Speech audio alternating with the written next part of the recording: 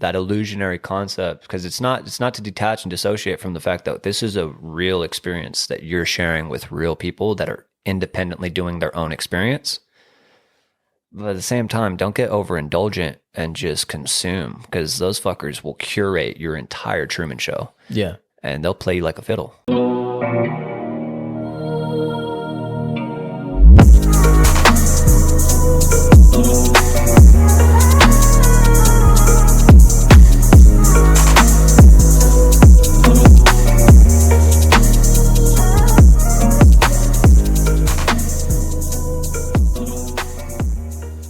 Just like symbology or like hidden messages and stuff like that. You know, and you know. That's the best part. Yeah, that's like our jam. Yeah. Right? Speaking of which, you kind of told me some topics that you've been diving into, but what would you say is the hot at the moment? I guess for your personal, like what's been intriguing you? Dude, yeah, I'm supposed to ask the questions, but that's a great fucking question. I'm sorry. No, yeah, well, because I'm going to reciprocate and give you the same question. But before we dive into this, let me give you a proper intro first, too. So, Eli Sunday Williams, Eli Ratapu. But Eli's my barber. I met him through Cody Adent. So he was on the Cody Adent's podcast, Winning the Moment with Cody Adent. I think you're still like his top viewed episode. That was a really cool experience. To be on dude, that. It was. Yeah. It was. And Mal, how are we doing on sound? Is Eli? Am I good? too far? No, it's perfect. Yeah. Okay. Yeah, your voice carries, so you're good. So, I could even have some leeway as long as you're talking directly into that circle there. You're fucking great. So, but anyway, that's how I met Eli, and he's been cutting me. I mean, I'm looking fresh, dude. Like, thank you. This is Eli's work here on display. Yeah. One more time. No, I've gotten more compliments on my beard just recently, like than I have. I mean, I waited like 2 months just to get the hair out, the beard out, so I could have the master have something to sculpt, you know. So, but that's Eli, and Eli and I, we get down hardcore on some conspiracy shit, on some hardcore, mate, hardcore. we get down on like all the esoteric, like secret, forbidden knowledge of the world that we're supposed to have, I think. Yeah, it'd be nice to have. Hidden. Yeah, a lot of hidden stuff out there. And I think Eli's got a great like handle on just life in general, on just philosophy and things. And so it's always fun to talk to Eli. Like if you go sit in his barber chair, if you're in Southern Utah and you go sit with Eli, you can get a great cut from a lot of people in St. George. Eli's one of the best. But his experience is bar none, right? And I think you were saying that as I was walking out your shop. You're like, I'm just here to create an experience, right? That's the dream, is to, I don't know. Yeah, I mean, again, haircut, experience, making sure that someone feels good is a high priority. But ultimately, if you can give somebody a really cool experience, just kind of time warp the day. Yeah.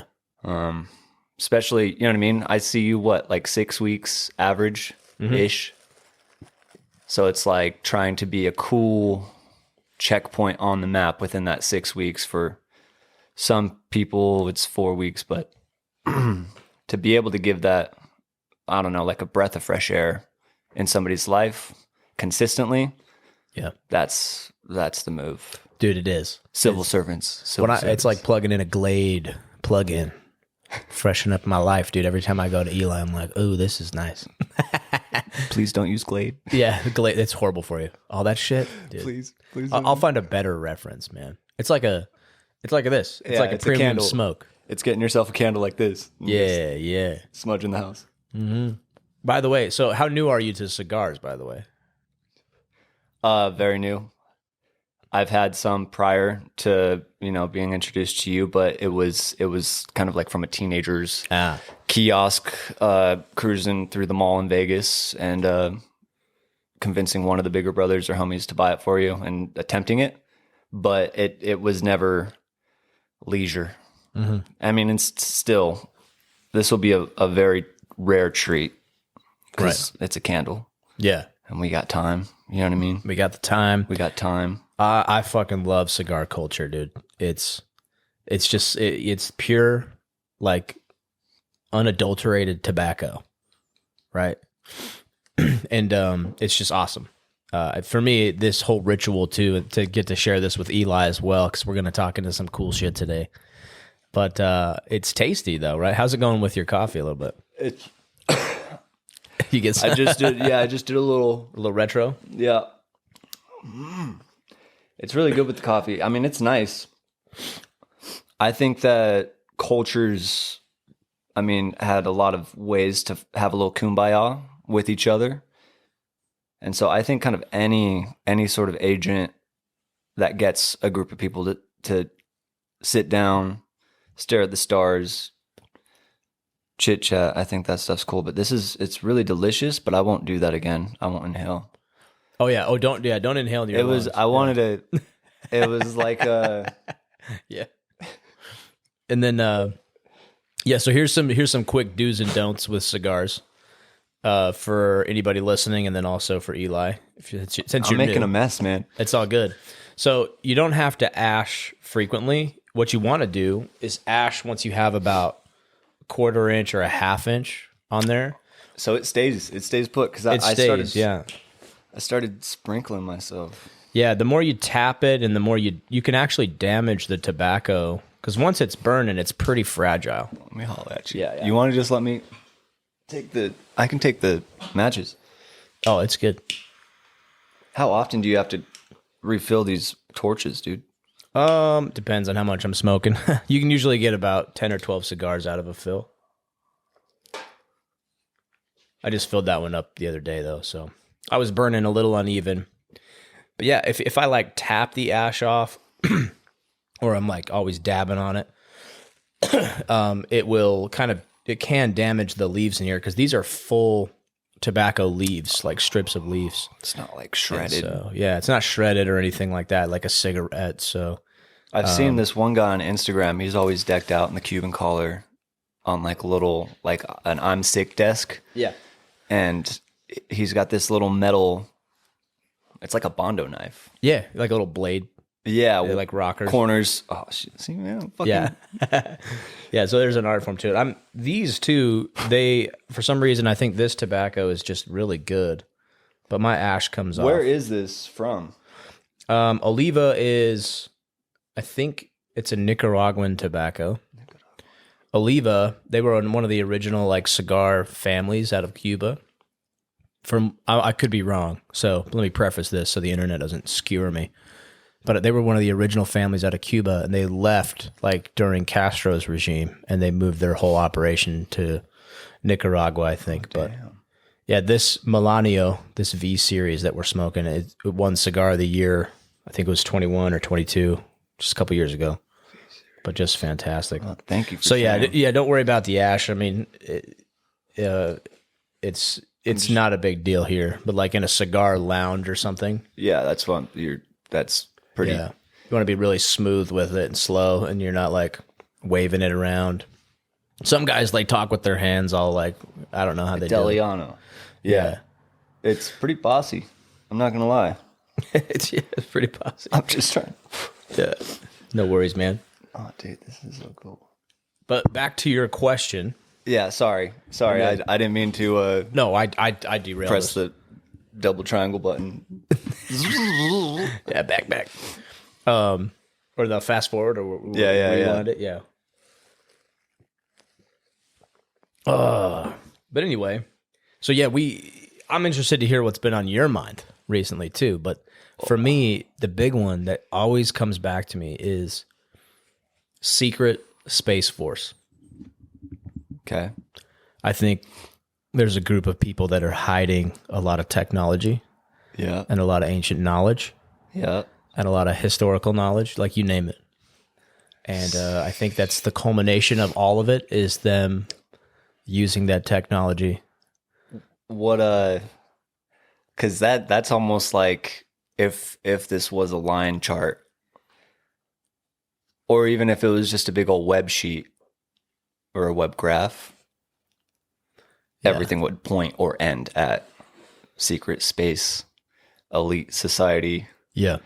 technological advancement, like that Matt Damon Elysium, Right. you know what I mean? Or you got like Minority Report concepts. I mean, what about it? What of it? Let's go. Yeah, yeah. Let's go. But I think it's like everyone's like, oh, it's the Illuminati. Oh, it's the military industrial complex. Like they like to label the group of people that's like pulling strings. Yeah. And I don't think they, mass conspiracy I think is possible, but I don't think it's like every single company's in on it and like every person is in on it. I think human nature is just exploited in a way. So like if a corporation is seeking profits rather than helping its customers, it's usable, right? They could use that corporation for XYZ. Correct. You ever gotten into like the Vril Society stuff? A little bit.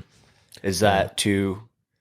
No, we can go there. You want to go there? Oh, wow. Because I actually respectfully and gently, I guess, you know what I mean? Like, yeah. Well, I know I've like skimmed the surface. Like I've just heard about it. It's fringe, I guess. So like, not to dismiss it, but to disclose that it's like to even conceptualize or be curious to a certain degree and follow a rabbit hole again to a certain degree. You're already a pretty, not independently radical, but like you're insanely open-minded that you're like, fuck all. You know what I mean? Like, yeah, anything could really be. So the Vrils were this group that it's a secret society. And they were like leaking intel to the Nazi regime. And it's kind of crazy because like, I'm sure you've heard they've had like ETs come down and assist them on manufacturing UFOs and all that different stuff. But then you got like this modern rendition of the same kind of construct to where it's like reptilians or green people or which is more like, to my understanding, subterranean versus extraterrestrial. Yeah, or both, but they just choose to be subterranean, right? Yeah. So, I definitely think why wouldn't they trickle affect the general public's technological advancements and preserve the significant advancements? Yeah, for themselves. Yeah, and I'm sure even when I said they, there's got to be someone out there that's going to hear that and just cringe, like they keep saying they. Yeah. But I mean, it's what other word would we use, right? Because we don't know who they are. I'm pretty confident that we'll probably never conclusively feel justified in like a satisfactory, you know what I mean? It's like you're never going to be content. I probably wouldn't. Yeah. Same. But is there Death Star or is there a Wizard of Oz? I'd like to think that most of these movies that we all have been able to watch are allegory. I think so. So, especially a science fiction. I think anything that's not a science fiction is more allegorical for like the past.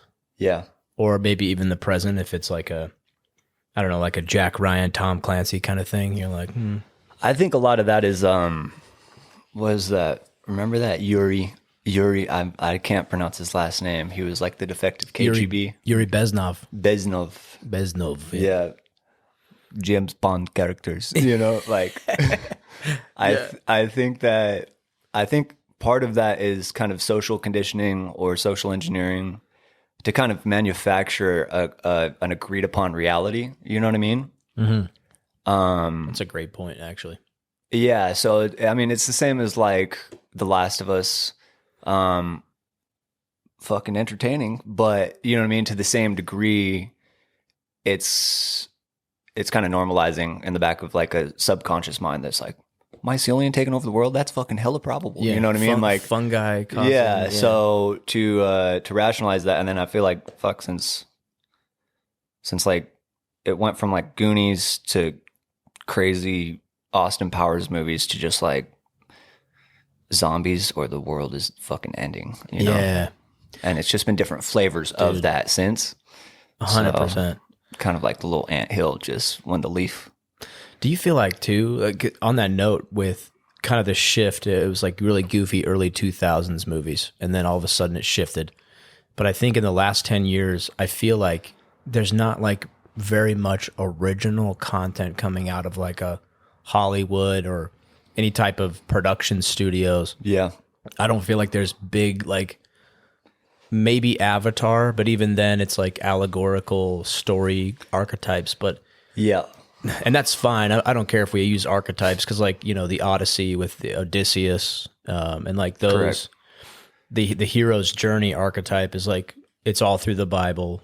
It's correct. Christ's journey as well. Copied and pasted from Sumerian text. Yeah, all the way into, you know what I mean, like your animated Disney movies and stuff like that. Oh, absolutely. So yeah, I think that there's let's just you know, like give it a random ass number of 20% would have the allegory to keep the consistent, you know, theologies, all these encryptions.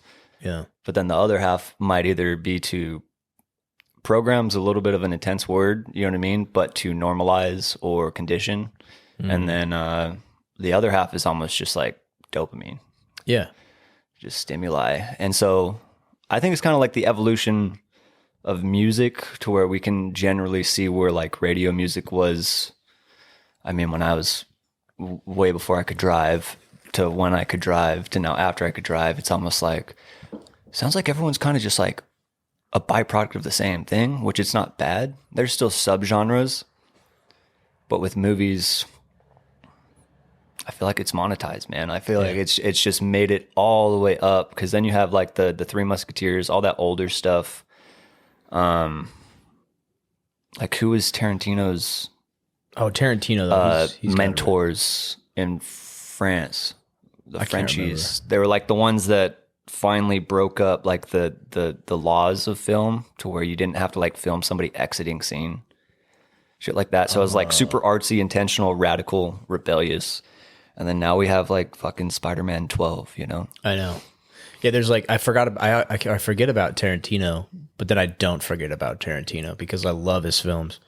I think he's a funny guy. Yeah, he's good storyteller, and it's like all original stuff. Like he's not regurgitating something. Yeah. Or just, it's not this like blown out spectacle. Yeah. That's just pure dopamine, like a Transformers film, you know?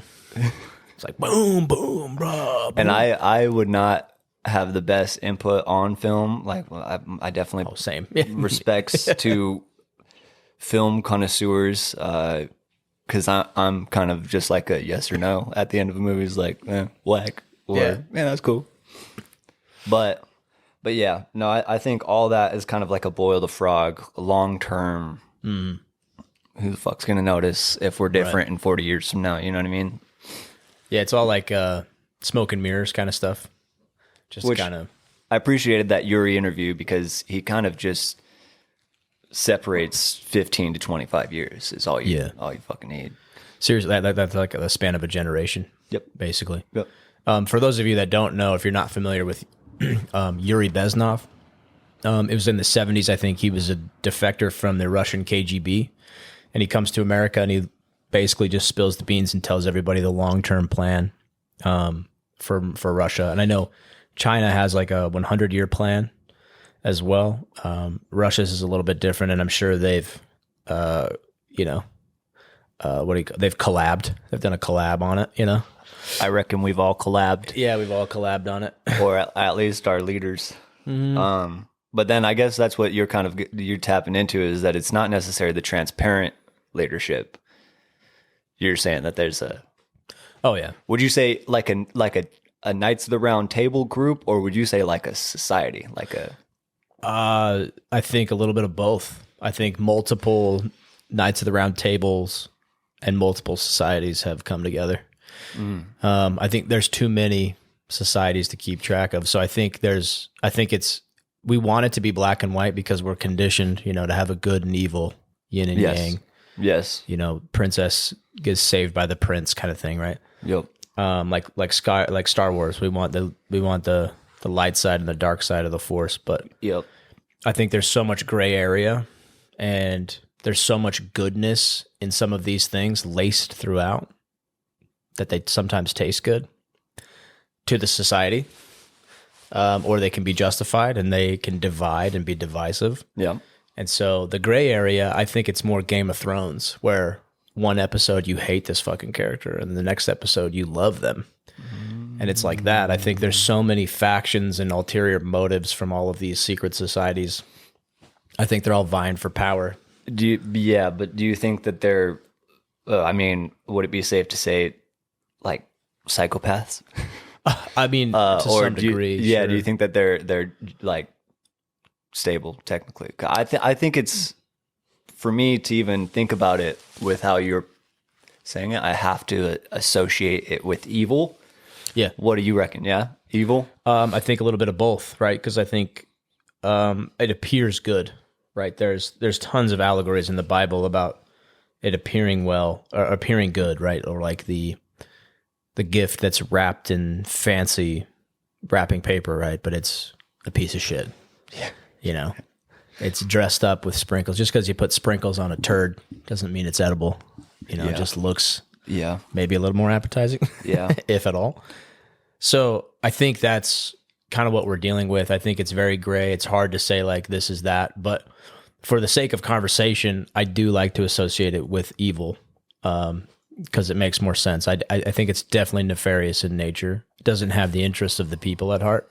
Yeah. It doesn't consider the individual at all. Yeah, and I think,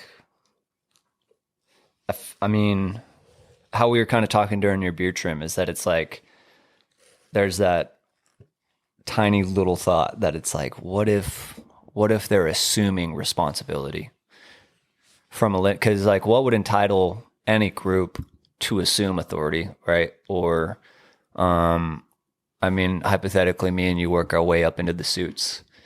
And then towards the end of our lifespan, we're finally in a club or something along these lines. I think it's like you can see where someone might want power or, security for their lineage or something like that. But then do you think that there would be more of a prophecy concept to where someone might feel justified to where, you know what I mean? It's like, do they say that they're the first Neanderthals or some shit like that, It's like totally. Yeah. That's a good point, we're too. Denisovans, bro. That's why we have to take this role on. You know what I mean? Yeah. Our bloodlines go all the way back. Like we're the purest man. So, like to Adam or the Adamic bloodline, right? Yeah. And that's what I've always been super intrigued with Masonry because, they've survived the Vatican. They're sons of Abraham? I think so, yeah. That's what they claim. So it's like that in itself, to create a community or a culture to speak on things that were illegal to speak on for forever. But then again, I've never been, so I'm not trying to jump to conclusions, but what is it now? Is it a sect of people studying their asses off in like deep theory, biblical teachings, or like deep doctrine, or is it just a drinking club? Yeah, like, I think I wonder because if you and we just went to our local Mason lodge, even if we worked our way up to be 33rd degree Masons, right? I think there's layers above that. I think there's like inner circles. So it's like it's almost like they let it be public knowledge. Yeah. So people could have something to do and feel included, but then the real club meets behind closed doors even deeper, Yeah. Yeah. It's kind of like the Mormon church in that sense. It's like you can be a member, you could work your way up, you could do all of it, but I'd assume there's a deeper pact than SEALs, right? Than like SEAL teams. Oh, Navy SEAL. Oh, yeah. I would assume, you know what I mean? So it's like with all that stuff. Yeah, if you hear about Delta Force, that means they have a big brother, right? They'd have to have a couple big brothers, uncle, you know what I mean? I've heard whisperings of a group called the Carolina Boys. That's it's kind of a cool name. That's a cool name. But do you have to be from the Carolinas? No. But I've heard some crazy stories just about like training areas and stuff in like the bayou and other places where people do like just crazy shit. And like there's tiers of clandestine teams that nobody knows about. But this is like malicious stuff, or this is like it could be viewed as such, like wet work, like Las Vegas shootings that happened at the Aldean concert. That's sad. Yeah, there are so many clandestine teams out there that nobody knows about. Like that's the whole point of them, you know. So, and I'm not claiming I know either. What's your best theory on Vegas? Well, what's interesting is the same police chief. He's out there in Maui right now. He's the police chief of Maui. You heard about during like, the hurricane winds that went the wrong way? Yeah, during the DEW that lit Maui up. Yeah, just to put it bluntly. But do you got any narrative of Vegas? I've heard a couple things about Vegas. There was Saudi Prince, Four Seasons. Yeah. 32 assassins. Yeah, assassins were coming for him, and so they used that as a distraction. I've seen there's some footage from somebody. It was either a body cam or a handheld, but you can see muzzle flashes in the sky. Oh. Like in between the buildings. Like an invisibility cloak? Maybe like my first thought was like a helicopter door. Yeah. Or some kind of craft, but there's weird stuff. Well, I saw how the McCarran it's not called the McCarran anymore, is it? The Vegas airport? It's Harry Reid. Harry Reid. Yeah. Nice guy. So I heard that their whole radar was jammed for like a few hours post. Yeah. That I haven't heard that, but that doesn't surprise me. So it was an anonymous Reddit thread, and you know what I mean. Like, but again, that's not an apology, but a disclosure. It is fucking Reddit. So yeah, he just pretty much went on this rant to where talking about Lord Trump made a treaty with the Sauds on creating a new national industry, you know what I mean, for them. And it can't be oil no more. Right. And then all the fracker lobbyists and stuff were like, oh hell no. So there was the hit. Oh, they tried to hit the prince. Radars got jammed. Bunch of air traffic gets messed up for a few hours down in the Vegas airport.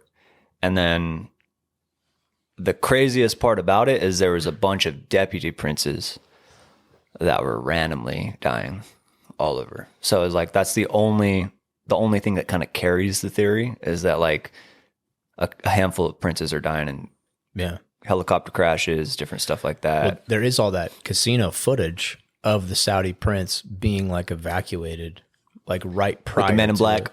With like a bunch of security guards around him. Yeah. And then on top of that, Vegas is very close to a certain Air Force base called Nellis. Yeah, I grew up down the street from there. Yeah, right on, dude. Yeah, my unit would go there every now and then. Nellis? Yeah, so I've never been in there, man. I've always I'd always have to exit Apex and go down Nellis. Yeah. To kind of visit where all my friends are from and stuff. And I was just like, man, I've never been in here. I mean, I don't think I've been on the real base. I think they have, a base there, but the real base is out on the ranges way out there. It's where like Bob Lazar and stuff work, at S4 and all those places that they talk about.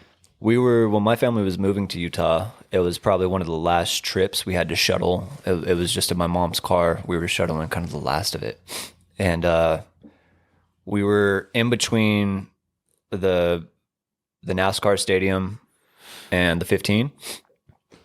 And dude, it was like my very first time I got to see dots just doing a little just little pinball machine dots up in the sky. Yeah, and it was crazy because my mom's pretty probably would never say, is that a UFO? You know what I mean? So it was trippy to be like a little teenager. She's like, is that a UFO? And I peek up. Whoa. And we got to share that experience. I think my younger brother was with us too. And it was just like. That was at Nellis? Or it was driving. Yeah, it was driving beside Nellis where where the Rich Bros auction is, right when you're coming in and you have that option to exit. It's called Apex. Mm-hmm. Yeah, we were pretty much in between that no man's land. Oh, dang. So it was just a quick 5-minute gap. But that's the weirdest part, is that it's like, well, why would it be directly on top of Nellis if it's not Nellis, you know? Yeah. So my experience with Nellis, I was in the Marine Corps Reserves and Fox Company 223. What up, boys? But we have half of our unit in Salt Lake City and the other half in Vegas. So they call us the Saints and the Sinners. It's kind of a cool artwork. There's like a Marine with a devil wing and then an angel wing. It's pretty cool artwork. I'm like, all right, that's cool. That's really cool. That is cool. They have a longstanding unit heritage and stuff. It's pretty cool. But so we would go to Nellis occasionally and train with our other half of our unit. And so I was there and I was looking up with night vision. I was on like watch or something. And I'm just a young, dumb Marine at the time. But I have, a night vision monocle. And like 20, 22? 22-ish. Okay. Yeah. So I'm like looking up at the sky and I like see, I see 3 dots. I thought it was a plane, right? And I'm not like super nerd into aerospace, but I love aerospace. I'm interested in it. But if I looked at I couldn't tell you which variant of F-16 I was looking at, or whatever. But anyway, I'm looking up at the sky and I'm like, man, that thing's moving, because I thought it was a plane and I couldn't hear it. So automatically I know, that's at a very high altitude if you can't hear the jets, right? And I'm like, that thing is hauling ass though. I'm like, that's moving way too fast. Yeah. And then the further the higher it is, the slower it's supposed to be. It would be moving like this, Yeah. But he's going like whatever, Mach 1 or whatever. I don't know. Yeah. So I see these 3 lights and I can see him. I can't see him with the naked eye. I can see him through infrared though. So I'm like, oh. And I'm like, oh yeah, we're on a base though. So I'm like, maybe it's a helicopter. I'm like, no, I would hear the rotor. Right? You could hear a helicopter, and it was dead quiet out in the desert. And so then, so I was watching it for a while. I started waking people up because I'm like, that's moving way too fast to be that high, and it's too low. Like I can't see that. I can't hear it. So I'm like watching it, and then we get the PAS 13s. They're like these Luke Skywalker thermal binoculars, and like I can't really see it through that, but whatever. So I'm watching it through night vision. I start waking up some other Marines, and then I watched for like 5 minutes. The 3 dots zipped away and turned into different things, and then they came back into a formation, and I was like, wow. What the fuck is that? Wow. So anyway, and then some people I was working with contracting, they were telling me about secret Space Force shit, and that kind of started me. This was, 2013, 14-ish. Yeah. And they started looking into that rabbit hole, but I think it's the application of the technology that I find is most fascinating and important. Because we can speculate on who, what, all that, but what are they using? It's like in our modern day that we're unaware of. And I think that's the most important kind of, I don't want to say smoking gun, but I think it's probably the most important thing is like, what are we seeing today that's proof of their application? Yeah. What's the narrative saying otherwise? Yeah. Well, like I just saw a video yesterday, I think, and it was the military jetpack. Sick, right? Oh, the guy with the super sick. But he had his head rigged up to a bionic arm that was hanging. They pretty much put like a gooseneck coming off of his pack, and head tracking and everything. Yeah, but it just had a pistol hooked up to it, and so it was like, okay, that's a lot more primitive than like Iron Man's suit, but it's like that was quick. Yeah, from showing us videos of the dude testing the jetpack over some lakes and rivers. Yeah, dude. To now, you pretty much give him a full. Yeah. Well, I have that technology at my desk right now. I have a head tracker. What? So when I'm flying, because I nerd out on some science fiction games and flight simulator stuff, and I have this little sensor that sits at the bottom. It's called the Tobii eye tracker, and it sits at the bottom of your monitor. And it kind of, I don't know if it's good for you because it shoots infrared like at your face. Yeah. So there's these little red lights and I can't feel any difference or notice, but and I can wear glasses with it. It's fine. And it will track my eye movement wherever I'm looking. Kind of like and so that's giving you like the VR effect. Yeah. So like I'm playing a character, like I'm in my cockpit in this spaceship. And so I can turn my head at my keyboard and mouse and my character's head will turn in the cockpit. So if I'm flying and I need to look out the left window right here, I'm coming for a landing, I can just like turn my head and my character will look like... Dude, what sim is that? Yeah, it's called Star Citizen. I'll show you afterwards, but you can use it in a plethora of games. Yeah. But it'll track my eyes, so I could turn my head and then I could look up this way and I could target like another spaceship or another entity or whatever. So it's almost like an Apache pilot. You know how they have that little... Yeah. The cannon tracks their head. Yep. That was like iteration number 1. And now it's to the point where if I'm sitting in front of this IR sensor, it will track my head movement just at a desk. Yeah. And it's this little tiny package. True. Yeah, so it's the same mechanism. It's the merging of like multiple techs, yeah. Yeah. That's pretty sick. It is sick. No, I think... But it's terrifying as well to feel like they're probably going to mount a bigger weapon than a pistol on that thing eventually.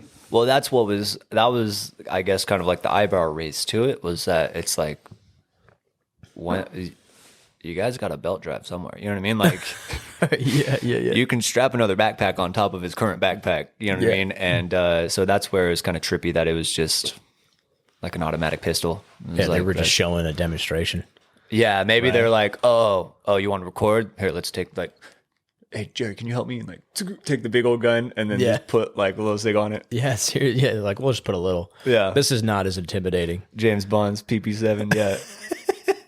Yeah, just a tiny little guy. But yeah, to me, it's like the proof and the evidence of these secret societies, and if there's the powers that be that are kind of running the scenes, it's in the phenomenon that we're experiencing. I do not believe for 1 second that weather is random anymore. Oh, bro, I don't believe it. I don't believe that. Do you look up a lot? Just happen. Do I look up in the sky? Do you look up a lot? All the time. Well, and you guys are in like a cool spot where you can like look immediately right and you're at the opening of the gorge. Right, yeah.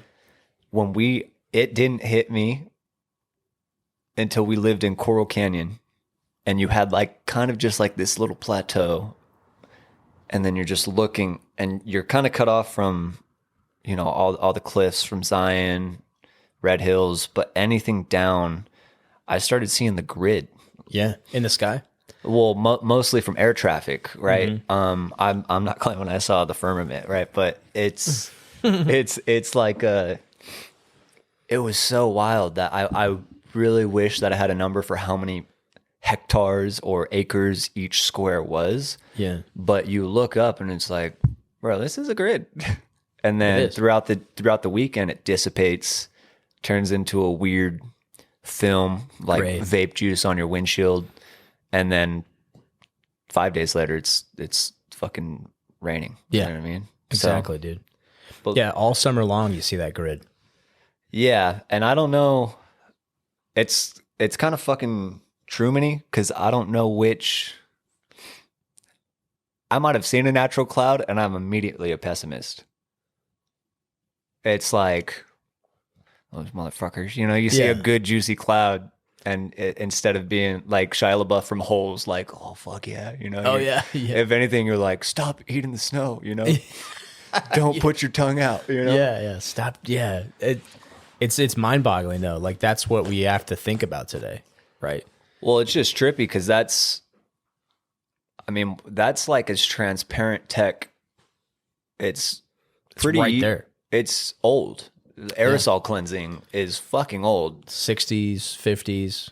Yeah, and then like you had Al Gore like with this whole ozone repair project, you know what I mean? Like I can't remember what the actual operation was called, but yeah, we're going to go spray particles in the atmosphere and fix the ozone. Yeah, and then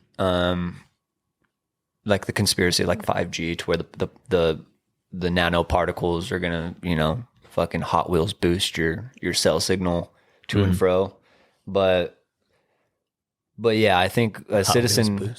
What? That's a great imagery. Hot Wheels boost. Oh yeah, and you just got fucking mom's text, just zoom, zoom, zoom. But it's a bummer that in modern day, you really have to be on defense from like a health approach. Like you can stay healthy, and then you could also get fucked from environmental toxins. So it's kind of like this constant battle to where when it comes to shit like this is like informed consent. Yeah. that I know exactly what the fuck's gonna happen if we abuse this. You know what I mean? But no one thought being all romantic and opening up their mouth in the rain. Yeah. Is Like the absorbing scene- heavy metals. You know what I mean? Yeah. The scene from The Notebook, it's all romantic Exactly. and shit. And they're just getting, it's just seeded clouds. Now you with, glow in the dark. You know what I mean? Yeah. It's like, That's a great point. yeah. So it's fucked up because I never knew anybody voted for that. You know what I mean? No, nobody really did. So yeah, I guess it like, and that's why I think the elitist society, Space Force, different stuff like that. In my map, it's kind of, the end of the line chart or Z, because technology like HARP, the do, all these different things. Those DEWs. Yeah. That takes a lot of organization. It does. That's a fuckload of pilots. Yeah. Again, and it doesn't necessarily have to be like a flat earth conspiracy. It's just like, hey, G, I'm going to need you to fly this to this. Oh, well, people think they're doing good, right? That's how you dress it up, right? If I need an army, I just need that army to get motivated. Valiance and honor and pride, yeah. Yeah, so like the communists actually, the same thing the Rockefellers did for our educational system, that same model is used by communists and used by anybody, really. It's used by us. It's to program. So what was happening, they'd get these 18-year-olds in their army, and the guys, they would be like, no, I'm not going to do that. I'm not going to charge that machine gun. I'm not going to die for the motherland, right? Huh. So they started getting to them earlier with like a public education system, or like the Nazis used a youth program, right? The Hitler Youth. And so they would indoctrinate these young kids at even when their minds are more malleable. Yeah. So now at an 18-year-old, when they're drafted into the army or whatever, now they're like excellent soldiers. Yeah. Or at 18 in the United States, you enter the workforce and now you're an excellent employee because you've been indoctrinated to be so. Correct. And so these little systems and societal and government entities or government projects or government systems like public education, like those all feed into the fact that we can have a satellite program that has DEWs on it. Yeah. We can have pilots that are like, oh, I'm doing good because they told me I'm doing good. Well, that's kind of like the Snowden effect. Yeah. Like how he genuinely, for him, it was a lineage thing. This is what we do. You know what I mean? Yeah. And I was kind of shook when in his interview with Rogan, how he said, he's like, honestly, like, I wish I could tell you there's this grand conspiracy, but people don't want to lose their job. And when it was that simple, yeah, you know, and again, not to dissociate from the fact that I'm sure there is a big group, multiple big groups that are swindling and puppeteering, but to put it like that it's kind of favors it. And that's where I think with organized religions and structures like that, like the culture that we were all, surrounded by, the first rule is obey the law. Yeah. And then it obedient. keeps, and fearful of consequence and all these different things, so it's kind of, it's almost like there might be a big group out there, but like they don't even need it because the control systems are in place. Well, and that's where it's so genius. I mean, it's sick, evil, and sad, but when you see it from that perspective, you're like, this is so crazy that it doesn't, like Plato's cave paradox. Yeah. I love that. It's easier to trick somebody than it is to convince them they've been tricked. So it's like, it's so shitty because I think it's individually up to you to, with the lack of a better phrase, unfuck yourself. Yeah. Because you've grown up, there's been, certain senses of distrust or betrayal, abandonment, and kind of this entire schema that you've created around your shared reality and your shared experience starts to deteriorate. And so I think that's where like I can kind of sympathize with all the people that are just getting hit with that and they're so fucking mad. They're so pissed off. Everything's whack. But I think once you can process all that, to kind of be able to hone in and recognize the potential. And then now if that offended you, think of how many other people it offended. Think how many other people would intend to make a better tomorrow with that optimism, you know what I mean? So it's not to get too hippy dippy, but it's on that context where it's like, even though there's all this evil, there's all these things, if our brains are only processing and regurgitating an open loop on this World Economic Forum stuff, you're essentially manufacturing in the reality that a Schwab character has to fill this superior oppressive role, right? Yeah. Like now, because you have to people have to fill now and play the parts in your reality. Correct. So you have to cast an actor for that role.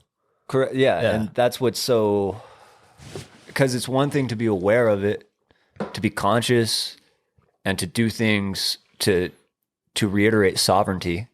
And you know what I mean? Autonomy between each citizen, but then simultaneously it's like, hey guys, we can't be fucking wilding out on ammo and food supplies in the name of World Economic Forum 2030. You know what I mean? Like, yeah, it's just got to be on the fact that I don't want that control factor of a grocery store. I don't want to be terrified if the grocery store shuts down or, so that's I think that's what I've kind of been on recently, I guess, to 30 minutes later to tell you what I've been on is trying to like hone in. I go in waves to where I'll be like heavily inspired to dive into a rabbit hole or a topic.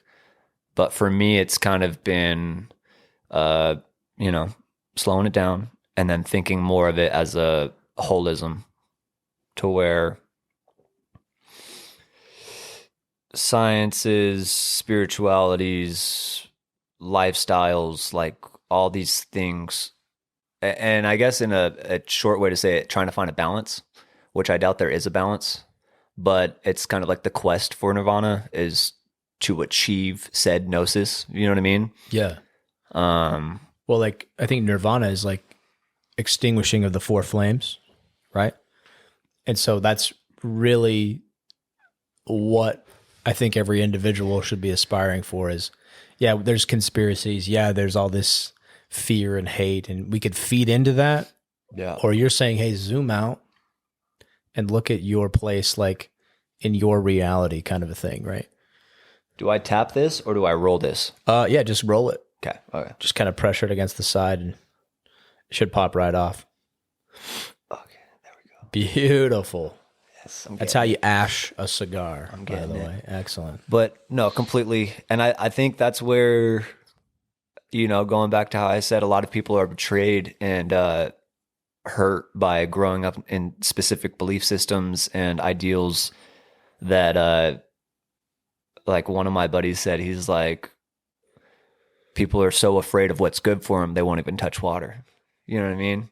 Yeah. And so it's like to have that overcorrection to where it's like, fuck all this, fuck that, fuck this. And, but then at the same time, through a different perspective, like I was telling you in your beard trim, it's like I've kind of been trying to investigate a little bit more of the religious teachings, and instead of deciphering them as if they're some encrypted math equation, take it as allegory and then just try to adopt it from a different set of eyes to where it's like, oh, okay, yeah, like do that, do this, which I think was the intended purpose of it. But so because what that does is it makes you apply it for the here and now, correct, rather than deciphering it as I like that a lot. So I was going to ask you a question when you brought up Plato's cave. Was it Plato's cave, right? Pretty sure. Did I say that right? Yeah. Pretty sure. But if you haven't looked that up, go look it up. Plato's cave. There's an imagery. It's pretty powerful imagery, I think. After School with the K, they have a really cool clip that he animated for the Plato's paradox, really? or K paradox. Yeah, it's a super cool. His channel's just cool in general, but yeah. So the Plato. So go look that up. After Schools with an S and a K on the end. SK. Yeah, SKOOL. So it's just school. After school. Yeah, no cha. No cha. No cha in there. So, what do you think? What are some modern things that they're using to project this thing in the cave, right? If we were to take that allegory, put it over today. Like interpreting it literally? Yeah, like literally. Like, oh, today, what are the things that keep people in the cave?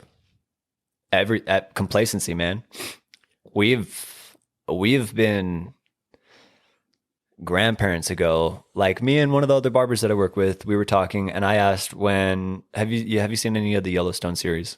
Yeah. So you know the one after it, that was the prequel, 18 something, Yeah. number 1883 or something. Yeah. You remember the episode where they got to go into town for supplies? I haven't seen that one yet, but okay. They go into town, primitive Americans, right?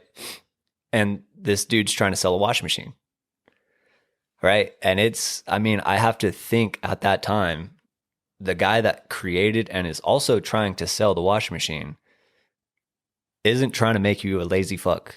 Yeah. There's no conspiratorial bone in his body.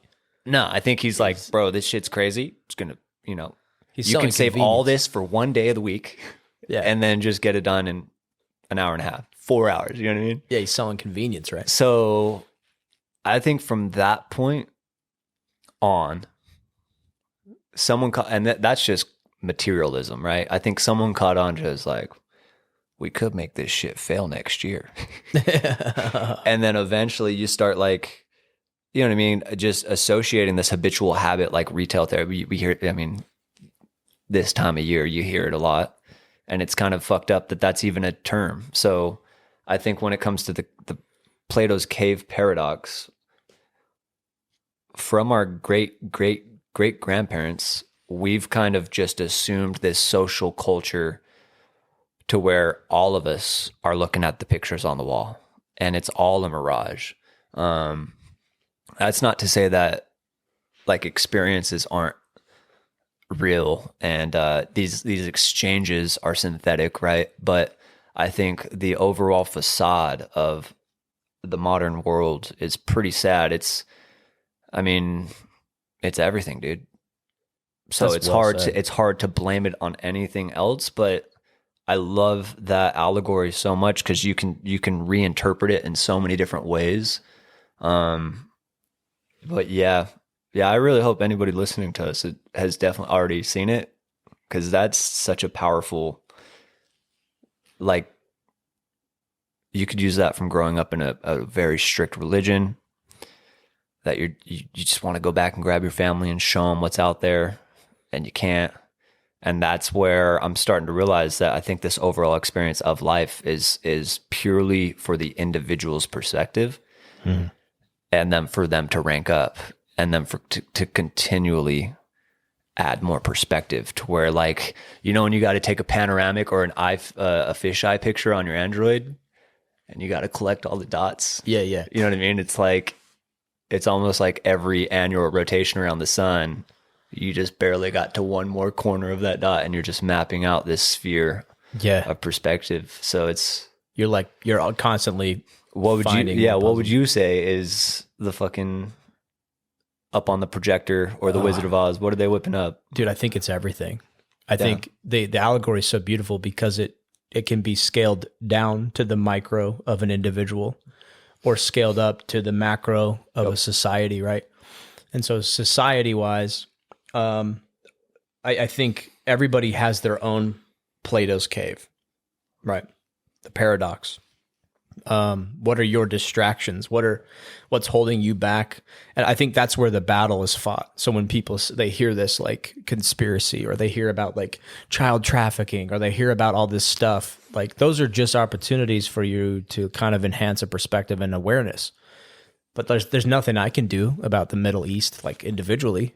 What can I do other than go fly there, or like I can research but I think the goal is, if we all raise our consciousness and become aware of something together collectively, it starts individually though. That's where the battle's fought. And so, we like our certainty, especially religious folk, we like to be certain. Well, as I shared with you, I've really been diving into Robert Edward Grant. Mm-hmm. Bloody genius. And it's really cool that he's kind of a hermetic, and I really appreciate his verbiage and the language he conveys all this stuff in. And he kind of talks about we're all so unique. And this, like biologically unique, fingerprints down to all the shenanigans. But then all of this is collectively absorbing data on the universe. You know what I mean? So when we say, like, he was talking on a little podcast episode how the universe is expanding at the rate of speed of light. And he kind of like wanted to bring up a debate against that. And it was kind of trippy because he says I'm going to butcher it, but it was talking about an X, Y, Z, like on a line chart, you got space, time, matter, and then you got the rotation and all this crazy stuff. But he was arguing that photons don't essentially, we won't even go down there. Sorry. Yeah. But he was kind of conveying the point that individually, this is for sure yours, but then on a metaphysical concept, you're going to create the splash in the pond to where collectively your ecosystem will have to attract itself to you or adapt to that, or it's just going to fuck off, right? And so, like, as each of us work on ourselves, maybe your family member, your friend might be inspired. And it's not to say that you're on the valiant, obedient, right path, right? But it's the fact that you're just taking into consideration full accountability, full preparedness, and you're like hungry to learn more, and this life is exhilarating to you, and then slowly but surely you start to get surrounded by similar characters, and then collectively, the optimistic side is that collectively that might turn into a whole fucking state, Yeah. And then if it can turn into a whole state, and that's why I personally really enjoy the histories, or even the pseudo histories, the occult, all these different things, because I would like to believe that once upon a time, the society wasn't so relative to Plato's cave, that it would have been genuinely holistic from baseline to leadership values. And we created these religious stories not to confirm fact, to reiterate the reality that we're in, but to install universal truths that as we each developed and applied them through multiple perspectives, all of a sudden the big picture started to epiphanize, and it was like, holy shit. You know what I mean? Yeah. Lion King is the same theology as Egyptians. You know what I mean? So it's like different stuff like this is it, I think that's the beauty in it. But it's sad to see the pain, the suffering, and then at the same time to understand that as the paradox, the duality of all things, which is like the twin flame, you know what I mean? You got the masculine, the feminine, and all these different things that are supposed to conjoin to create matrimony. It's just fucking crazy, dude. It is. I like to kind of sum that up, for the sake of conversation and for a podcast, but I totally agree with what you're saying. All the religions of the world, all the things that everybody's hanging their hat on as fact. I'm sure there's a lot of facts in there, but the fact that we're arguing about facts, right? Or that's that one religion needs to go do a crusade, or do a jihad, or do a whatever, to protect their facts, rather than see it as an allegory or a path or a thread or a rope or an iron rod that's leading you to basically the same conclusion that everybody is led to, is that it's this higher consciousness that we're needed. So no matter what story or like format that these allegories are shared to you with, it's not the facts that are super, super important. I think they have a place, but it's just the experience. What can you relate to you in that allegory? And that's what raises the societal consciousness, right? So if you zoom out and you see the bigger picture, you'll realize that almost all religions have this interconnectivity that nobody wants to look at.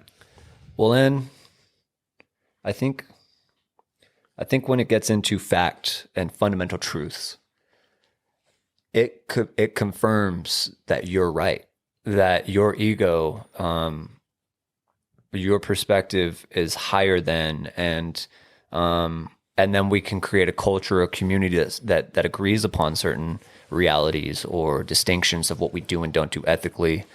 And that's where it's kind of a bummer. You know what I mean? Because it's almost just like more self, like you're trying to reiterate this experience.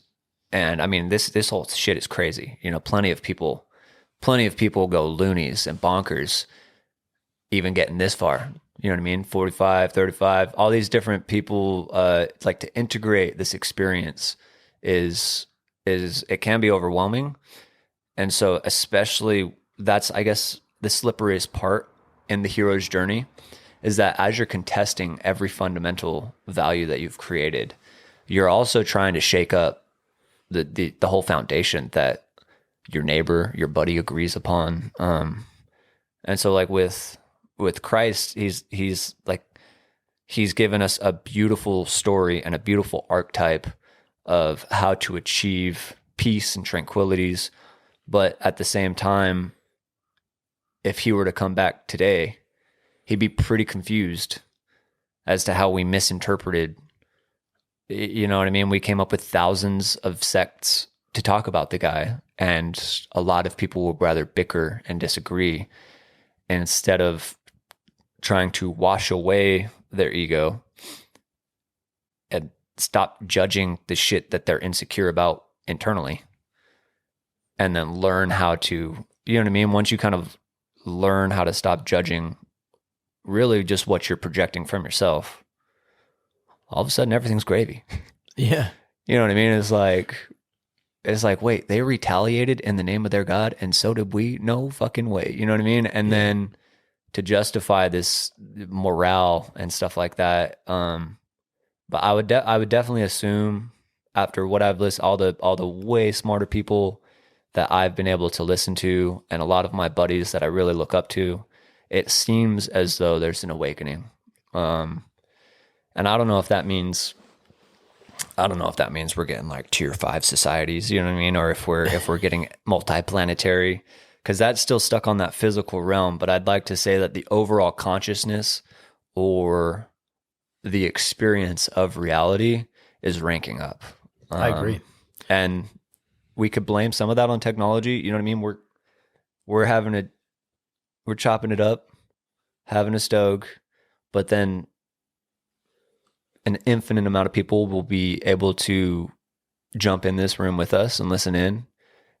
Someone in a different country can fucking hit the captions and read it in their tongue. And so it's like, for us to be able to do that, I think it's kind of expediting the transition. I think so. But that's painful too. Like, I mean, look at the state. Like, it's just chaos, dude. That's fucking chaos. 100%. Caterpillar to butterfly, dude. That's painful transition. But yeah, I mean, they've done studies on like the frequency of the Earth has actually changed recently. Have you heard about this? Like the hertz putting off, like the electromagnetic field of the Earth is like Van Allen or internal. Electromagnetic field of the Earth. So that's partly Van Allen, I guess. Okay. But, I did not. Tell me more. So that's kind of that shtick about the guy who's like lived in Atlantis or whatever. Yeah. A lot of people on that track, they talk about that, like the frequency, the vibrational energy of the Earth has like actually elevated to accommodate said, like the physical nature of the Earth, the vibration has changed, is from what I understand. So I'd have to look in more details on that. But like the Earth itself is an entity as well, or a life force, I guess. Has a spirit. Think. It's a being. We're the cells. Exactly. Yeah. We're the ant farm on it, right? So that in itself has risen. And so also we've been entering too, we were talking about this in the barber chair, but the age of Aquarius, right? The ages change based off of numerology, astrology, you know, our relation to the heliocentric model, or it works on both. If you're a flat earther or you like the heliocentric, like the stars and the skies, the signs in the skies, The heavens, the my heavens, bro. yeah, The heavens. the heavens. And that's what I'd say that's really what put me on was the Zodiac. I will forever be grateful for finally it was Zeitgeist. Super grainy, plenty of haters on Zeitgeist, but for it to hit me that it's like, wait, this ain't just how good of a day I'm supposed to have. You know what I mean? Yeah. You kind of get like a subject to it. Yeah, you kind of get hit with that middle school, or Biggie Smalls, what's your name? What's your sign? You know, like it can get so cheesy that it's really easy to detach. But when you recognize that this is a massive fucking clock that every great thinker is literally put massive amounts of work into, but to even conceptualize the longevity of this clock is around 24,000 years, dude. That is so wild. And then for someone to live through that multiple times to write the name and definition of what happens during that age of man, I think it's fucking fascinating. So the fact that we're going into Aquarius and Aquarius also has a shadow, right? It has an opposite. Pisces has an opposite. So you can look through all these biblical eras. Like Moses, Aries? Was the time of Aries? I think so. I wouldn't know. What'd they paint up on the doors, G? Oh, yeah. Lamb's blood.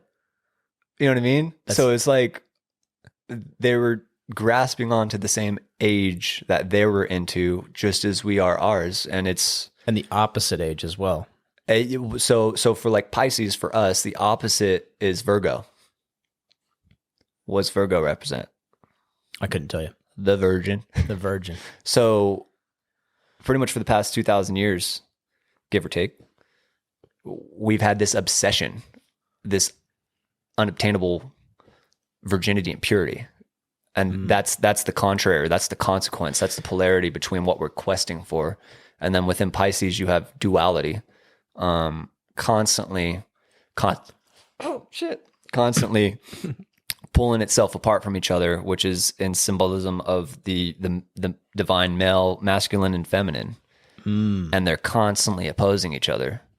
And then throughout the book, the Bible, what's the biggest references? You got the fish. Yeah. Look at bumper stickers. If they're a believer, they got the little single line fish. And so all that's to personify the star that's rising in front of our sun every morning for a good 2,400 years. And so we go through these ages, and then you got quadrants, and the craziest thing is that there's fucking 12 of them, dude. Yeah. So you stare at it from the top in a map.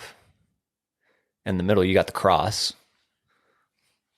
sitting right on top of the sun, Alpha Omega, and it's his 12 apostles. You know what I mean? So it's like 13. It's the number. 13. 12 plus 1, right? Well, and then it gets tricky because I'd like to see it that way, but then you have Earth moving around the Father, and then you got the moon who's favoring that. So there's so many different variations, and that's what I love about it, is that the depth of it, I would almost, of course, I'm seeking for concrete facts, as we were talking earlier, but I think the enjoyment comes from the never-ending, inconclusive seek. You know what I mean? It's like, it's more satisfying to go through that process to kind of dig it up than it is to kind of get patted on the back. It's like, now rest, young soldier. You know, like you found the solution. It's never going to happen. Yeah. And so that's, I think you and I both agree. I kind of equate the big changes. I mean, like, look at how we were raised in the 90s, and we had exposure to the age of Aquarius is the age of like knowledge, right? From what I understand it. And so the amount of knowledge that our generation and on, especially these young Gen Z people, right, or whatever, they grew up with access to the internet, to all this technology and convenience, but knowledge is abundant, and it almost so that it's like, it's so chaotic. I could read something on the internet that completely contradicts itself. Yep. if you read something different, right? Yep. And so the age of Aquarius, we're shifting into the amount of knowledge that I had to consume and you had to consume in the 90s, right? Because my parents and their parents, they didn't have the internet. So knowledge was consumed way differently back then. Oh, yeah. Hearsay. Yeah, hearsay, newspaper articles, So-and-so. telephone, word of mouth. Which it's a bummer, too, because I think during those time periods, the intention to restrict or remove said information was still just as alive. Oh yeah, look at Martin Luther, the printing press of the Bible, and like make people's illiteracy throughout the ages, like up until. So we're really lucky. And that's where Plato's cave can kind of come back in is that we have the ability to, but your complacency will nullify you. You know what I mean? So your gratification from instant dopamine hits or all these different things will restrict you from you don't even got to go DuckDuckGo, my bro. You could just Google it. You know what I mean? Yeah. You could attempt to Google it to find some sort of, answer for your own thought. And then hopefully that sparks another question. Yeah. But instead, there's plenty of haircuts I've had where it's like, where is that? And I'm working, so I don't want to disrupt the haircut to like Google it so I can get satisfied. And I'm like 5 minutes later, it's like, hey bro, could you pull that up real fast? And like, can we both just close that case to where we know where that location is? You know what I mean? Yeah. That's a great point, man. It's that, I think it's that instant gratification, complacency. Think about our protests versus the third world country protests. Mm-hmm. Yeah, like they don't got an iPhone 3000 to fucking pay for. Exactly. So they don't got to go to work right now. We might be able to log a couple hours in with a sign, and then you dap your buddies up, and you're like, yeah, nah, I got to go back to the job great site. Protest, guys. Now I got to go back into the system. So it's a good point. And it's not to take away from an individual submitting their time, but it's just the comparison too. It's like, bro, when Chile? Mm-hmm. When them shits were popping off, they didn't even have no food at home, dude. Venezuela. So it's like, all these different places. It's wild. And that's where I think kind of the Wizard of Oz, that illusionary concept, because it's not to detach and dissociate from the fact that this is a real experience that you're sharing with real people that are independently doing their own experience. But at the same time, don't get overindulgent and just consume, because those fuckers will curate your entire Truman Show. Yeah. And they'll play you like a fiddle. That's an excellent word of wisdom right there. It's how much are you consuming? Consumption leads to, being you're opening the door to be subjugated to another person's reality or a curated reality. Yeah, rather than doing the work for your own reality and really focusing on you and maybe like your morning routine, what you're consuming, or are you creating? Right? Like if I go in and create in the morning, I love sitting down in the morning and writing. And for some reason, it's like sometimes the hardest thing for me to do. There's so much things vying for my attention. There's so much quick dopamine that wants me to just go read this article about a video game or see what the score from last night's game was or for whatever, right? Well, and that's just consuming. Watching some of your guys' clips with the Content Factory, it reminded me of one of my buddies. He helped us. He was an awesome framer, really cool guy. We were remodeling our house and it was one of those days where it was maybe like our 5th or 6th trip back to Home Depot. Everyone fucking knows. And we were bombing back up to my house, and there's that trail kind of by Chuckwalla, and there was this lady, dude, on one of those standing ellipticals with it was like somehow pushing bike wheels, and she was decked out. She had it was like a Black Mirror scene. She had like 3 cameras pointed at her. One was watching the road, and we cruised by, and this genius of a friend, he says, how much longer do you think we got until there's outside people and inside people? Yeah. And it was so prolific to me. I was like, say that shit again. Yeah. Outside people, inside people. And so watching your guys' content factory clips, it made me think there's either creators or consumers. Yeah. And like from my perspective with what I do and the conversations that we've had before, it's like if I don't create content, and that's very open for interpretation, I'm going to be the one consuming content. And it goes right back to the caveman philosophy of outside people, inside people. There's either people outside filming it or there's people inside watching it. And it is so wild. Dude, isn't that prolific? That's so funny. I heard a comedian talking about that. He's Really? like, yeah, we did all this stuff to do things inside, and now we're like realizing, you know, like, oh, you need all this stuff to like make you healthy.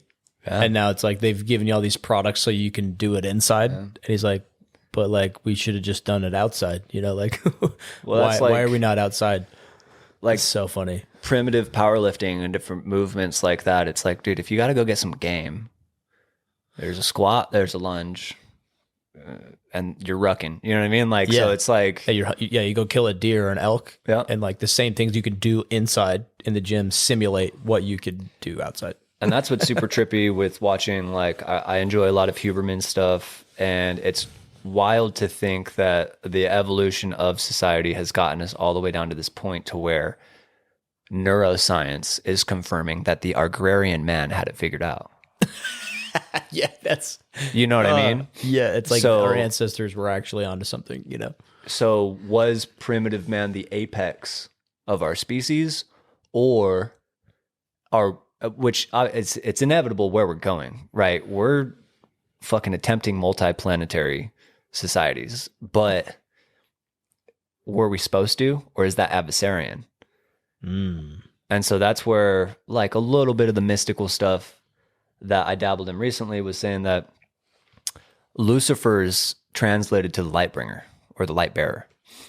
So a lot of things pre-Christ or Eastern philosophies in context was like the archetype of Lucifer.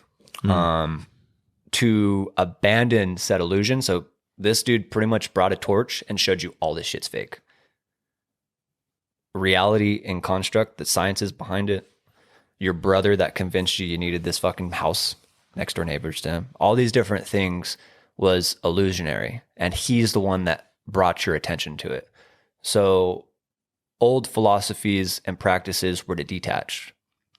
Abandon your family, find a cave, crisscross applesauce, think yourself out of it. You won. Then you have, flash forward all the way up to us, the overindulgence of the illusion without any awareness or consent or it's kind of nasty. You know what I mean? It's like we just keep indulging. And that's where I've been enjoying the Christ model, because it's a little bit of both. It's like you can use that archetype to differentiate. All right, that's illusionary. Are you aware of that? Yep. There's some cool ass shoes. It's like, okay, they're $300. It's like, oh, that's a lot of hours. You know what I mean? And if you permit yourself to do it, it doesn't make it right or wrong. It's just the acknowledgement that you're about to participate in the illusion. And then when you detach, you can't just fuck all. No more obligations, no more responsibilities. Because that's just a never-ending process of pain. So you can't necessarily detach, but it's trying to find that yin and yang within that absurd, right? The absurdity of this mess that we're in. That let's we keep participate. Creating. Let's participate in the illusion. Yeah. But let's do it consciously. Yeah. Yeah. Be able to step back. I think a lot of people are waking up to that. So I think so. Yeah. To sum that up, right? The agrarian man, his illusion wasn't as powerful. I mean, let's be honest. If you're just out in the woods, living off the land, no connection to this illusion, right? No connection to the massive amount of individuals that are trying to show you their reality, and you're just out there in the woods. Like if it's just me and my family, like me, Mallory, and my dogs out in the woods, no electricity, no nothing. Like, there really is no illusion to participate in other than the reality that I'm in. But are you starving yourself of an experience? If you don't know about it, no. Because it's like, then say you have, let's say you have a third. Some other guy comes on with the news. And it would be, or even like my daughter, I can create my own reality in the bush, and it's fucking beautiful, bro. Yeah. Birds chirping, you get to watch God dance in front of you every morning. You know what I mean? Yeah. And then this kid grows up, not what they want. Yeah. If they don't know, though, True. Right. If true. Completely. You're talking about like preserving the innocence of. Sure. But it's just not. I like the Yellowstone analogy you brought up with the washing machine. Yeah. Like, people don't even think about that. And then all of a sudden this guy's like, hey, check out this machine. So in a way, the technology is a light bringer, right? Yeah. In that sense. So the agrarian man, they didn't even know of the illusion until this guy's like, hey, look at this shiny thing. And then now they're like in this illusion. Oh man, now I should probably get my wife some gold bracelets. I should probably, oh man, like, look at the society. Like, look at what this, so like the isolation of the agrarian man, like there was not really an illusion until like technology we were born in the illusion though. Correct. So that's where, while you're saying agrarian, I'm like, well, these fools still had their belief. These pagan. Oh yeah. These pagan sons of guns definitely had a rhyme and reason, that's where I think the herbs. Maybe that's what there's an illusion was. Once you repopulate enough, there's going to be one sick genius that isn't satisfied with that. Yeah. It cannot be. And that's where hermetics and like alchemy is so cool, because it's the study of the sciences to understand that God's fingerprint is in all of this. Mm-hmm. And it's universal, and it was trying to merge in, or to like dive in wholly to the experience, to find source or to confirm source. Yeah. For sure, once you start putting like a face on the person or a sex or whatever, it's slippery slope. But I just like to call it source. I did too. Yeah, because you're making it you're assigning it an archetype. Really, when it's flexible to be any archetype you want. Yeah, and it's kind of like the humility of saying like, I don't know what it is. I'm not going to be an asshole and tell you, and project what your definition of that guy or them, whatever, this ball of energy that's genius, right? But I feel confident saying it's everywhere. It's all things, right? So it's just super challenging, man. It's trippy because every time I read something, it almost like shakes up something from before. Yeah. It's a wild. All of it's wild. Life is just fucking crazy. It's so crazy. And the older you get, it's like, it really just keeps punching you in the face that nothing. Stop. Yeah. You know? Do you know the quote on my my monitor screen right now is from Socrates, and it says, "The more you think you know, or no, true knowledge comes from like realizing that you know nothing." Yeah. Essentially, I can't quote it verbatim. Oh no, I see it completely. But yeah, it's knowing that. So if we were to say, because we were born into this age, we were born into this illusion and all of the technology and all of the distractions and the easy hits of dopamine. Yeah. So I think what constitutes a win or individual progress is making a conscious decision to know it's an illusion and participate where you would like to.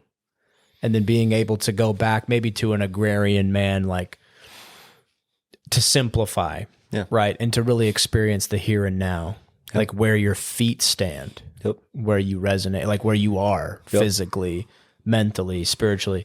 And so I think that's the challenge that everybody, like you said, you're either a consumer or you're a creator. Yeah. And you don't have to go write a book or make a movie or create something like that. Just creating your own reality is really what makes you a creator. The expression of just participating in itself is creation. Yeah. and it's like the presence, or I wanted to share with anybody listening that Matthias character, he has a beautiful way of describing Matthias de Stefanto. Yeah, De Stefano. Damn it. Sorry, Matthias. Di Serrano. Yeah. DiGiorno? DiGiorno. Hey, Mal, you can turn the heater back on too if you want. I can see you. It's okay? Okay. How you doing temperature-wise? Also, we are recording at noon and it's 11. Oh, okay, yeah. So we'll have to wrap it up here soon. Dear. But yeah, Stephen Di Cristofano. Matthias, again, I still have a very hard time. He's intriguing, but I have a hard time forfeiting my loyalties and, listen to everything he says. But he talked about the illusion of time and that there's a trinity of time. And, you got your past, present, future. But he kind of hit a plot twist to where the past is illusionary. It never happened. It was just a product. It was a variation of what could have happened. Uh-huh. And so it's kind of like on like a butterfly effect. And it hit me hard when he said it like that. I was like, holy shit. And it was like a gentle nudge. Just be present, bro. Just be present. Just be present and understand that there's unlimited, infinite amounts of things that can happen and will happen. But as long as you're present, soaking it up, absorbing it, doing it humbly, honestly, you know what I mean? Like stuff like that is about as best as it can get. I agree. That's well said from him. I'd have to look him up to hear that exact thing. But again, I struggle with a lot of the things he says, but the way he says stuff, he found a beautiful way to put things into words that for me, it's insanely easy to digest. That's awesome. And so I've really been appreciating his conversations with that Robert Edward Grant guy. Both of them kind of, you know what I mean, complementing each other in the way that they speak about things. And it is genius because he talked about the twin flame that you mentioned earlier, and all that kind of I have horror stuff. Dude, it's so funny. I mean, just how everything is just interconnected when you zoom out. And so I think to sum it up, for the sake of this podcast being authentic identity, to kind of pin it to that theme, I think you summed it up brilliantly, dude. You're either a creator or you're a consumer. And if you're just a consumer, right? If you're letting everything else dictate your mood, dictate your actions throughout the day, dictate. The word says it all. You're under the rule of a dictator, essentially, if you are just consuming everything you see. Completely. So in your sense, as far as your authentic identity, you've created a barbershop. Yes, sir. That's doing well. It's doing beautiful. You've created a family life. You've created a space for your family to live. And a lot of people have done these things, right? And they still choose to consume every day, right? And I think too, with employment and entrepreneurship versus employment, like you're still creating, but you're creating maybe for someone else's vision or for something else. I think there's a little bit more power in your authenticity, in your identity, and uncovering all that, and like your level of consciousness if you are assuming that role of entrepreneurship for yourself. And you're taking that control. It's basically taking responsibility, and being able to create the lifestyle that you want. That's why we hear all these rich guys, like I wake up at 4 a.m. and I eat eggs and four raw eggs, and then I do this. It's like that's how he creates his day. Correct.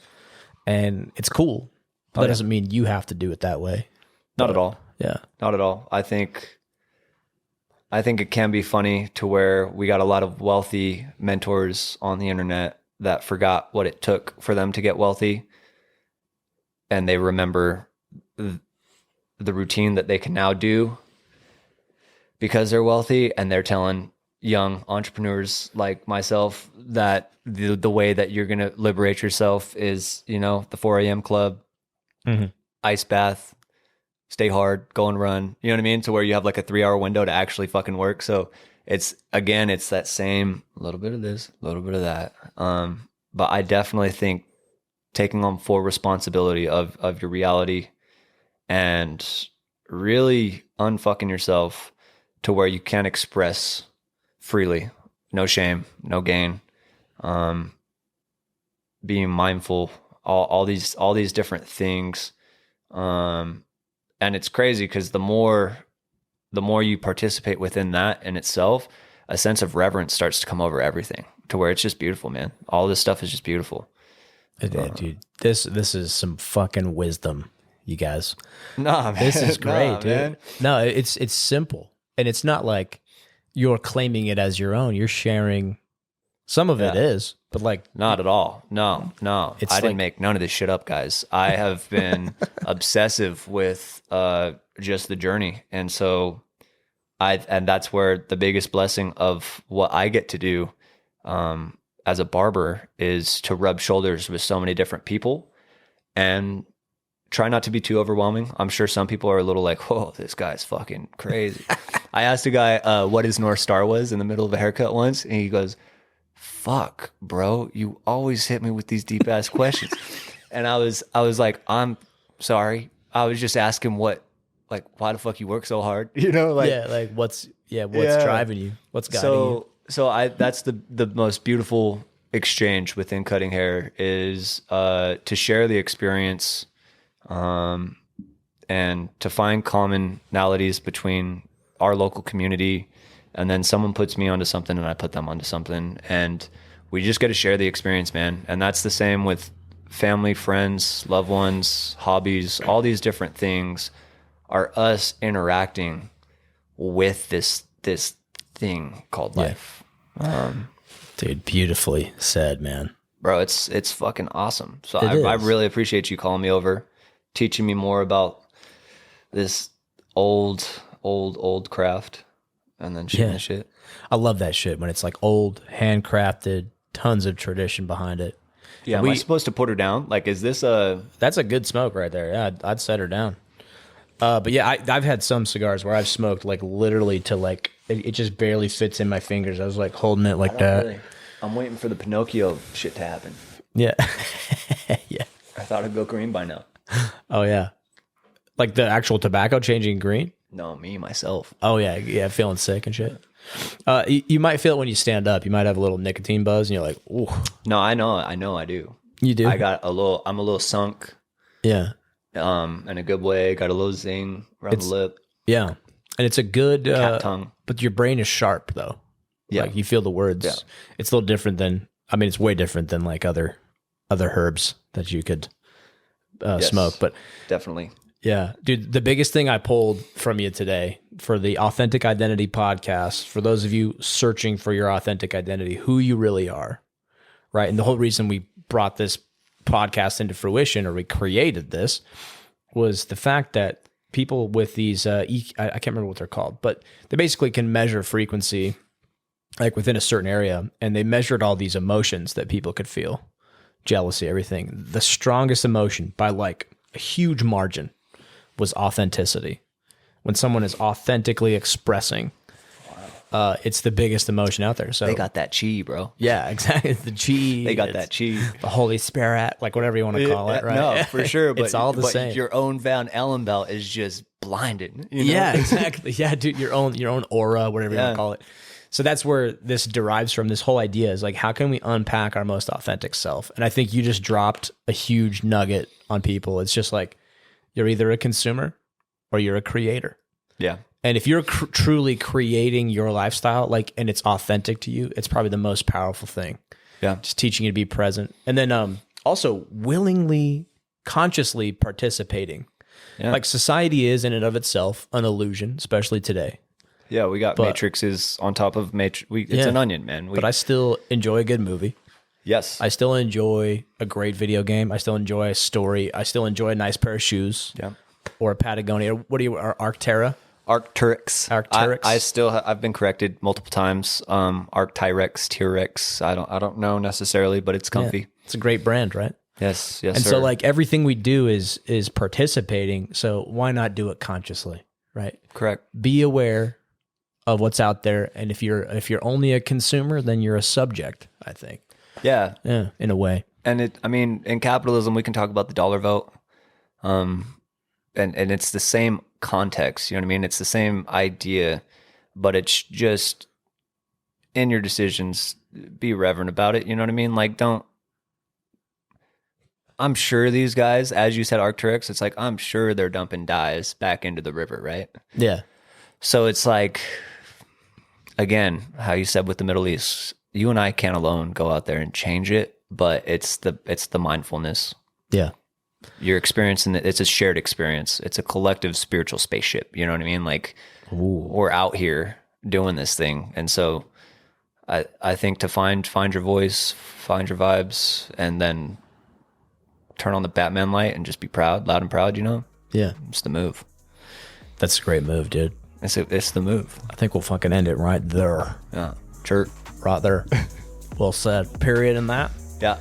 That's a wrap, Mal. That's a wrap.